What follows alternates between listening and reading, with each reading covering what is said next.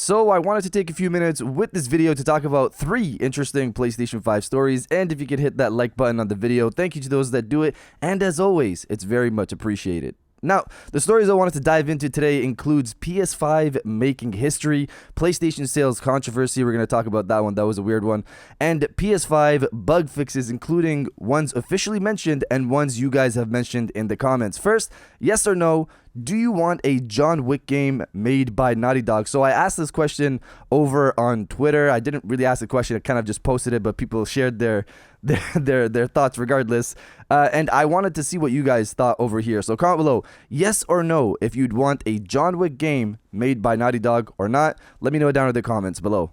Now, diving into the first story of the video, the PlayStation sales controversy. So this was an interesting topic. It's even more interesting when you connect where all the stories have been coming from, almost like a media platform building something up to later break it down, raking in all of the attention. I know it sounds like a conspiracy theory, but bear with me on this story here. Bloomberg last year reported that their sources have stated that Sony intends to produce 2 million PlayStation VR 2 headsets by March of 2023, and that number can be adjusted depending on sales momentum. So sure, we got that there. So take in, Sony didn't say this. Sony hasn't revealed these numbers or how much they intend to sell. This is from Bloomberg. Bloomberg later on threw out another article stating that Sony has halved its production according to their sources. So here, Bloomberg stated that PlayStation VR 2 production number of 2 million, and they also stated that PlayStation VR 2 production was halved. This is where Sony stepped in officially and gave official wording stating we have not cut production numbers for PlayStation VR 2 and that they're actually seeing excitement for the headset. Most other sites have updated their articles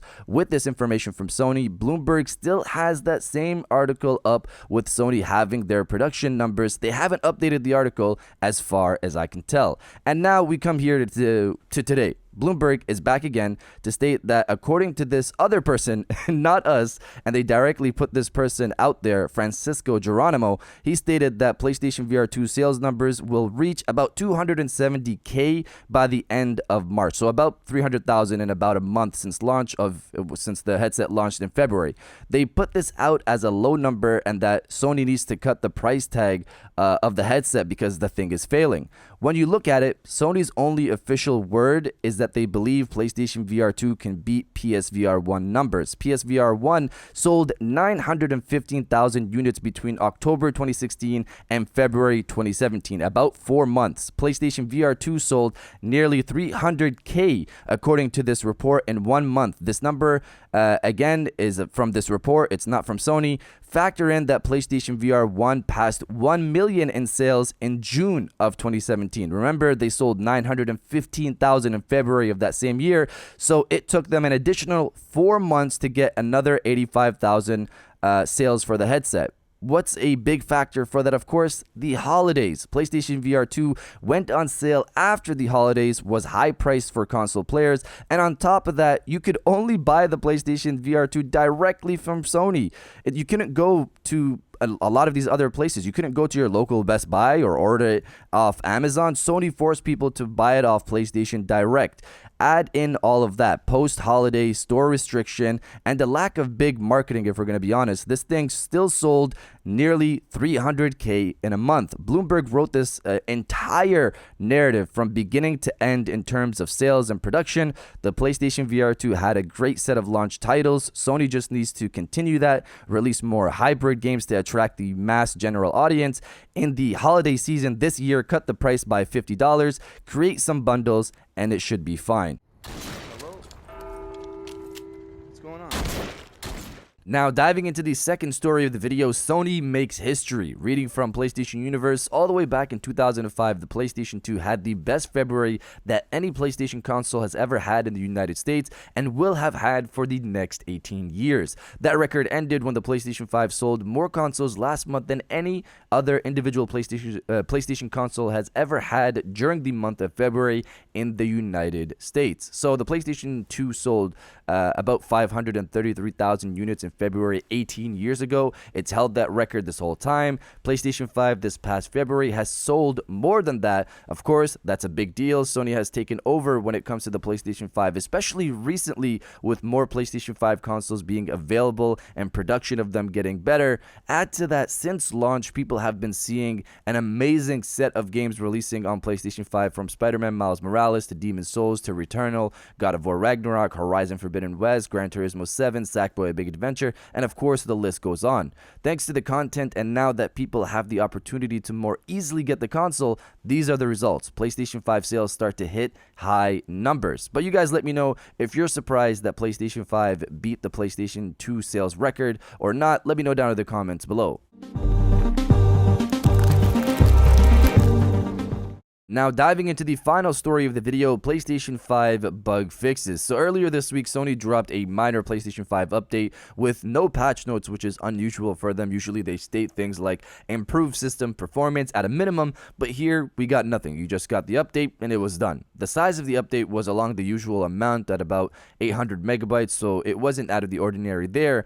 Later on, we got more information on what the update actually did. This includes official word, and I'll include what some of you have said on the channel. The official word from Sony is that this update fixed an issue in game library where content was displayed incorrectly under certain conditions. That was the issue that was resolved. We don't even know what conditions. They don't really state that there. I'm assuming under some filters maybe, but regardless, that's the official word. You guys have also said there have been some fixes for you that you've noticed, so take this in for what it is. It's just some of you saying these issues have been fixed for you specifically. So the first one on the list here, we have GDA Warden, who said this update did fix an issue that came with the last update, which was no sound while playing Blu-ray discs. I don't use Blu-ray discs for content outside of games, so I've never noticed this issue if it was there for any of you. The next person on the list is Mason 3 Stacks, who said this update improves the amount of time it takes for the console to scan and prepare external HDD connected for use after booting it up. I noticed it with mine. It would take a long time after booting up the console for me to start any PlayStation 4 games because it was still preparing it. It's so much faster. So I have an extended internal drive, an SSD internally.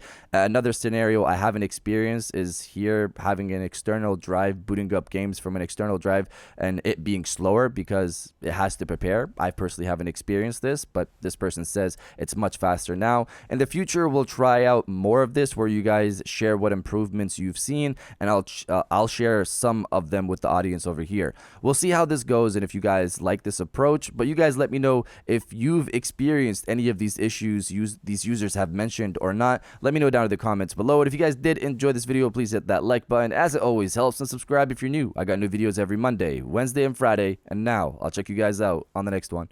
And welcome back to the after show. This is the part of the video where we have a little fun down in the comments below. If you're old, welcome back. If you're new, welcome. For today's thing, what I want you guys to do is to body, obliterate, destroy, and overall harass the comment section with "The weekend is here." We've got the weekend. I'm actually not in the city. I'm not in my home city. I'm out with my buddy's friend's wedding scenario thing that we got going on here, so I won't be able to play with my PlayStation VR 2 until I get back tomorrow Saturday, tomorrow evening, tomorrow afternoon. I'll figure out what time I get back home, but I'm without games for the time being, so you guys got to play for me while I'm not at home. And if you guys are about to play some games for this weekend and about to enjoy your time with some video games, destroy the comment section with "The weekend is here," and I'll definitely heart those comments like I always do because I appreciate everybody who stays to the end of my videos. And now I'll check you guys out on the next one.